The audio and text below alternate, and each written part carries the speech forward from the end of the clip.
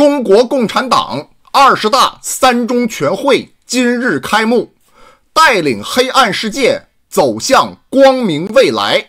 大家好啊，我是你们的朋友大野猫。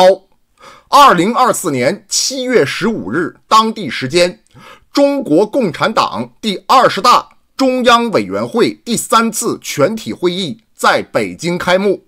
为期4天的大会将研究进一步全面深化改革，推进中国式现代化问题，对围绕着中国式现代化进一步深化改革做出总体部署。有人问怎么看？关键词：深化改革，中国式现代化。围绕着中国式现代化而进一步进行深化改革。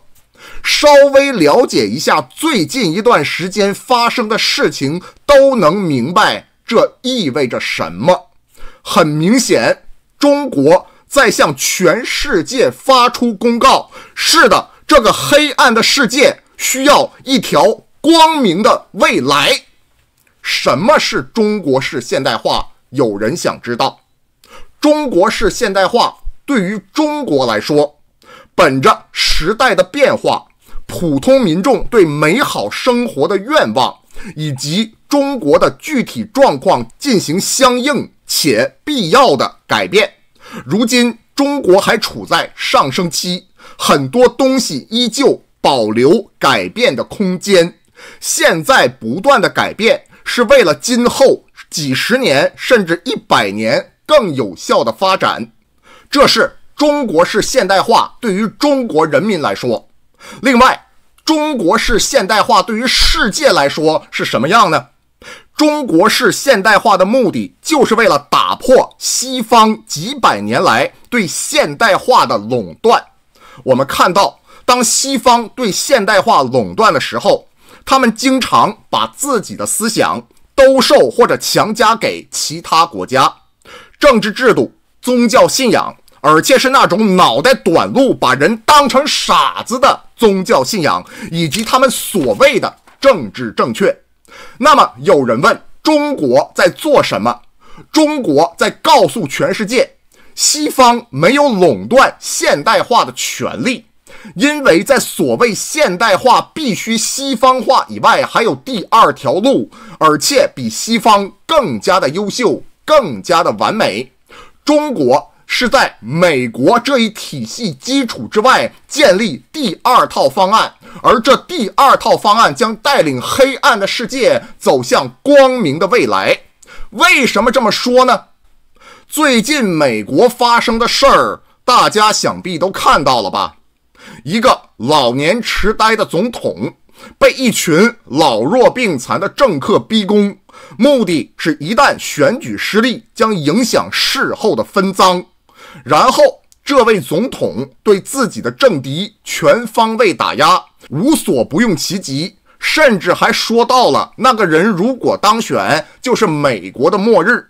与此同时，另外一个候选人也是老年痴呆，只不过比现在这位总统稍微轻一点儿。那个人给自己未来4年规划的政治纲领，无论是传统基金会那个900多页的2025政策纲要，还是他自己草台班子弄出来的那个20条建议，基本上给人一个感觉，是我美国没有发展前景了，我不想要现在这个帝国了，我想放弃霸权了，但是我要拉着全世界跟我一块儿去陪葬。然后就在昨天，一个孤狼行动和一个超级黑天鹅事件，再然后有人预测大难不死，似乎上帝加持的大金毛子有望当选。这种事儿至少说明了2个问题，都是非常值得思考的。首先，美国已经不再是世界的灯塔，美国的政治越来越像我们经常关注的某个第3世界国家，所有的一切，包括不学无术的人民，没有想象力的总统，对政敌的相互追杀，以及随便有人拿枪差点把候选人干掉，这些都是第三世界每天发生的事情。没想到在美国发生了。这个问题是美国还有没有资格领导全世界？第二个问题是这样的，假设特朗普当选，执行了2025策划，或者自己的那个20条，让全世界跟着美国去陪葬，怎么办？特朗普的想法非常简单，我美国虽然不行了，帝国我也不要了，但是在我离开之前，让大家陪我一块完蛋。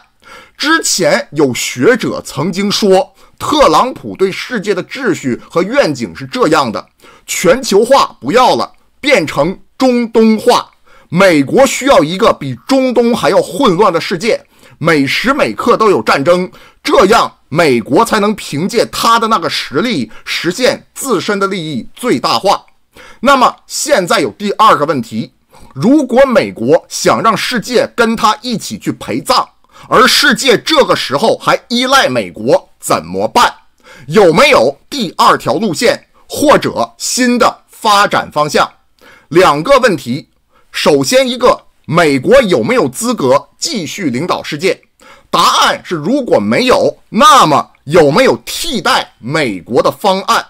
特朗普想带着全世界跟着美国红脖子们一块完蛋，这是什么？这代表着黑暗。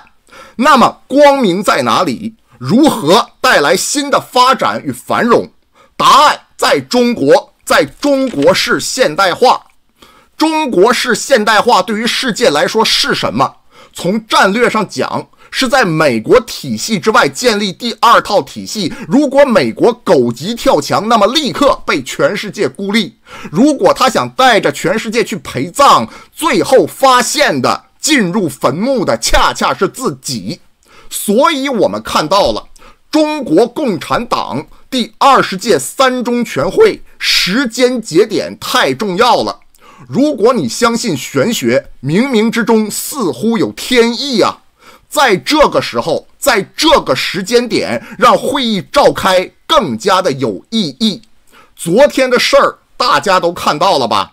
可能现在美国总统大选已经确定，世界未来几年将迎来重大变动。无论是欧洲、中东、拉美、非洲，说实话都很关切，也很担忧，但是自己不说，内心里瑟瑟发抖，但是没有办法，因为在他们的眼里，这个世界仍然是美国的，没有第二条路线。但是他们没有左右美国政治的选票，一点办法都没有。他们渴望全世界有第二套系统，哪怕是对冲，这里的对冲非常的重要，哪怕对于美国本地的普通人来说。咱这么说，大野猫实话告诉大家，如果你是美国或者加拿大本地的普通人，你需要什么？在未来，你需要一个伟大的中国共产党领导的强大的中华人民共和国。为什么？哪怕是对冲，原因是这个，因为你的政府、你的资本家们，如果他们认为中国是对手，必须与中国对抗的情况下，那么在这种情况下，他会怎么办？会向普通民众妥协。现在支持特朗普的这帮红脖子，他们想什么？他们想回到那个光辉的时代。那个光辉的时代是上个世纪50年代、60年代，那个时代对于这些老工人们，对于这些红脖子们，福利非常的好。为什么是这样？他们只看到了一点，美国政府关心他们的生活，美国的资本家向他们妥协，但是他们没有发现另外一点。另外一点是什么？恰恰是苏联呐！为什么？为什么苏联这么重要？美国认为苏联是对手，他想让自己的人民跟着他的政府和资本家跟这个对手去对抗，怎么办？向他的人民妥协，牺牲资本家的利益，才有了美国伟大的福利社会。没有苏联哪有这些呀？苏联解体之后，资本家根本不顾着普通人的死活，政府向普通人宣传什么，资本家向普通人宣传什么，既得利益者向普通人宣传什么？宣传耶稣。什么意思？很简单，我们追求地上的东西，地上的东西很肮脏，你们追求天上的东西，天上的东西很美好。哈利路亚，不是这个东西吗？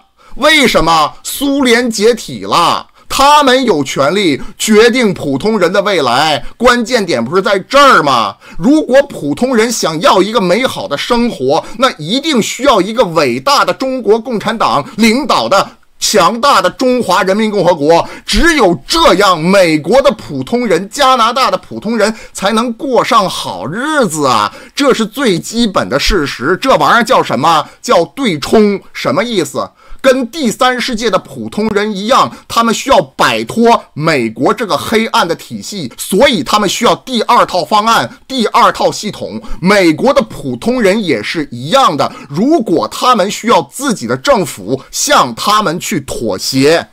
现在大家明白怎么回事了吧？中国式现代化恰恰是他们所期望的。如果没有昨天的事儿，可能还没有这么明朗。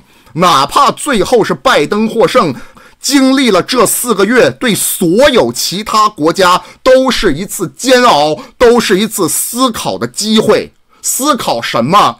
我们真的需要第二套系统，我们真的需要新的方案。所以对比美国，中国共产党20大3中全会更值得关注。大家怎么看？底下留言。好了，这期节目就到这儿。喜欢大野猫节目，别忘点赞、评论、转发。没订阅请订阅一下，谢谢大家。